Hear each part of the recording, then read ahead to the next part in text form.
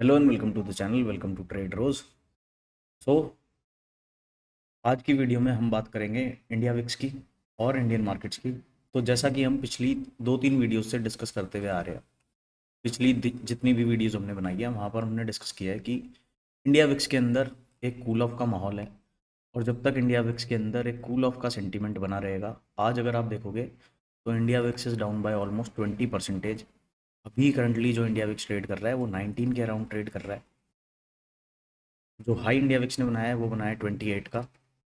तो single session के अंदर 20% से इंडिया विक्स ड्रॉप हुआ है। और यहाँ पर इसका इम्पैक्ट हमारे इंडेक्स पे क्या आया है वो देखते हैं। निफ्टी 50 को अगर आप आज देखोगे तो गैप अप कितने परसेंटेज का है, यहाँ से अगर आप कैलकुलेट करोगे पिछले क्लोज से आज का जो ओपन हुआ है ऑलमोस्ट 3% ऊपर जाके गैप अप खुला है मार्केट, और उसके बाद भी फर्दर अपसाइड में ही मूव किया है। प्रीवियस वीडियो में हमने 24,000 के एरिया की बात करी थी।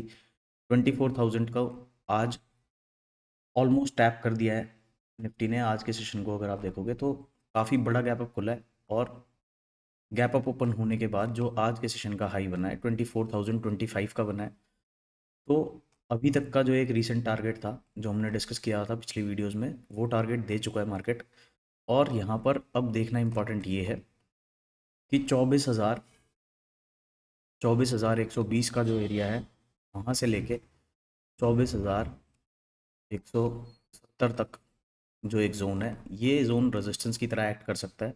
अगर मार्केट्स ये एरिया पे सस्टेन करती है तो आने वाले सेशंस में हम निफ्टी को और ऊपर जाता हुआ देख सकते हैं, और 25,000 के लेवल्स तक निफ्टी आपको जाता हुआ दिख सकता है। बट अगर ऐसा नहीं होता है, अगर 24,170 का area as a resistance prove होता है, तो जो ये गैप हमें दिख रहा है ये गैप आपको फिल होता हुआ दिख सकता है, और मार्केट दोबारा लोअर साइड पे ट्रेड कर सकती है। एंड देन ये रेंज में थोड़ा सा कंसोलिडेट करके फिर अगर अपसाइड मूव करना होगा तो कर सकती है।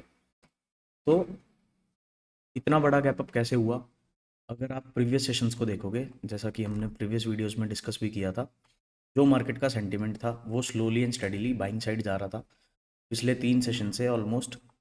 यहाँ पर अगर आप देखोगे तो हर पिछले सेशन के अंदर मार्केट फर्स्ट हाफ में कंसोलिडेट कर रही थी, सेकेंड हाफ में अपसाइड का मोमेंटम कर रही थी। ये स्टोरी रिपीट हो रही थी।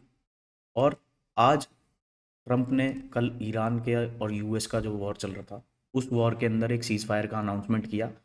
तो इस न्यूज़ ने एक कैटलिस्ट की तरह काम किया, और जो हमारे 24,000 के जो टारगेट्स थे वो आपको सिंगल डे में अचीव होते हुए दिखे। अगर ये सीज़ फायर नहीं होता तो ये टारगेट्स हमें मिलने में 2-3 सेशंस लग सकते थे। बट ये न्यूज़ जो सीज़ फायर की थी इसने बहुत तगड़ा कैटलिस्ट की तरह काम किया, और जो टारगेट्स हमें 2 से 3 सेशंस के अंदर मिलने थे वो हमें सिंगल डे के अंदर ही इतना बड़ा गैप अप खोल के और एक ही दिन में ये टारगेट्स अचीव हो गए हैं। तो यहाँ पर अब थोड़ा सा वेट एंड वॉच का सिनेरियो रहेगा। अगर 24,000 के एरियाज़ को मार्केट होल्ड कर पाता है तो आने वाले हफ्तों में आप मार्केट्स के अंदर एक रिकवरी देख सकते हो, और जो एक डाउन साइड का जो मूवमेंट चल रहा था वो यहाँ पर एंड हो चुका है। और फिर हम यही मानेंगे कि जो अभी तक के जो लोज बने थे 22,200 का जो एरिया था वो एक बॉटम है मार्केट के अंदर। बात करें अगर सेंसेक्स की, तो सेंसेक्स में भी सेम स्टोरी है। सेंसेक्स के अंदर भी जो हमने प्रीवियस वीडियोस में एरियाज डिस्कस करे थे ऑलमोस्ट वो सारे टारगेट सेंसेक्स ने भी दिए। फिर निफ्टी को आप देखोगे तो सेम स्टोरी है यहाँ पर भी। बैंक निफ्टी के अंदर भी ऑलमोस्ट 5.5% से भी ज़्यादा का मोमेंटम सिंगल सेशन के अंदर हुआ, और सारे ही इंडेक्स अपने मीन पे पहुंच चुके हैं। ये जो इतना बड़ा मूव आया है ये न्यूज़ इवेंट की वजह से ही आया है। जो सीज़ फायर का जो न्यूज़ था, अनाउंसमेंट हुआ है ओवरनाइट, उसकी वजह से ये देखने को मिला।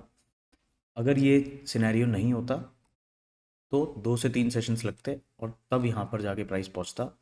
बट जब इस तरीके की कोई बड़ी न्यूज़ आती है तो मार्केट्स उसको प्राइस इन करती है और अकॉर्डिंगली मूव करती है। यहाँ पर ऐसा नहीं है कि सिर्फ इंडियन मार्केट्स ने इस तरीके से बिहेव किया है। यहाँ पर अगर आप जापान को भी देखोगे तो जापान की भी मार्केट में ऑलमोस्ट आज की कैंडल अगर आप देखोगे तो ऑलमोस्ट 5.5% से जापान अप है। यूके को देखोगे तो यूके भी पॉजिटिव है। यूके ने भी ऑलमोस्ट पिछले 31 मार्च से लेके और अभी तक हायर हाइज ही बनाए हैं। तो अक्रॉस मार्केट्स ये सेंटीमेंट है। यूएस की मार्केट को अगर आप देखोगे तो यूएस में भी बड़ा गैप अप है।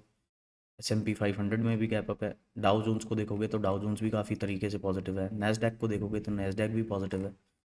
तो यहाँ पर ब्रेकआउट अब हमें मिल चुका है, यहाँ पर थोड़ा सा वेट एंड वॉच करना पड़ेगा। प्राइसेस कंसोलिडेट करके अगर ये लेवल्स को, जिस लेवल्स पे मार्केट्स आ चुकी हैं, इन लेवल्स को होल्ड करता है तो आने वाले सेशंस में आपको काफ़ी सॉलिड रिकवरी देखने को मिल सकती है। अभी के लिए जो आज के सेशन के लोज हैं, अगर हम निफ्टी की बात करते हैं तो जो आज के सेशन का जो लोवेस्ट पॉइंट है 23,800, अब डाउन साइड में एक इमीडिएट सपोर्ट की तरह एक्ट करेगा। अगर 23,800 रीच होता है तो फिर डाउन साइड में आपको प्राइस 23,400 की रेंज तक जाता हुआ दिख सकता है। सेंसेक्स की अगर बात करेंगे तो सेंसेक्स के अंदर जो सपोर्ट बनेगा वो 77,000 का जो राउंड नंबर है वो इमीडिएट सपोर्ट रहेगा। अगर इसके नीचे मार्केट निकलती है तो यहाँ पर हमें फिर से वीकनेस देखने को मिल सकती है। फिर निफ्टी और बैंक निफ्टी की बात करेंगे तो उसमें भी सेम 25,600 का जो एरिया है फिर निफ्टी के अंदर वो इमीडिएट सपोर्ट की तरह एक्ट करेगा। ये लेवल्स लूज होते हैं तो 25,300 के एरियाज़ पे आपको फिर निफ्टी जाता हुआ दिखेगा। और अगर ये लेवल्स जहाँ पर आज की क्लोजिंग हुई है ये लेवल सस्टेन होते हैं तो हायर साइड पे 26,670 का जो एरिया है ये इमीडिएट रेजिस्टेंस की तरह एक्ट करेगा। बैंक निफ्टी के अंदर अगर हम बात करें तो इसमें भी सेम सेटअप को ही हम यूज़ करेंगे। 54,800 आज के सेशन का लो है, अगर ये लो ब्रीच होगा तभी मार्केट के अंदर कोई फॉल आएगा, और ये लो ब्रीच नहीं होता है तो अपसाइड में ऑलमोस्ट 57,000 का जो राउंड नंबर है वहाँ तक आपको आने वाले सेशंस में बैंक निफ्टी जाता हुआ दिख सकता है। तो this is all in this video, मिलते हैं नेक्स्ट वीडियो में। बाय बाय, जय श्री राम।